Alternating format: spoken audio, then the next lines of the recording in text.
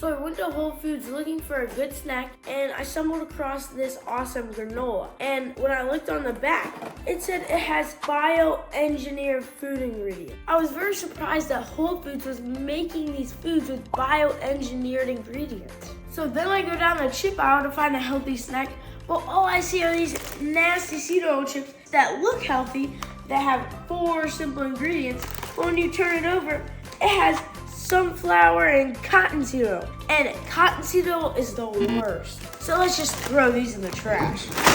So if you walk down the chip aisle, I guarantee you that every chip you're gonna see is either made with bioengineered food ingredients or seed oils. So instead, you should get these awesome Masa chips. But there's only one bad part. You just can't stop eating them. The only thing is, you have to order them online. So if you want them in store, go share this video with all of your friends. Make sure to use coupon code Kyle to get a huge discount.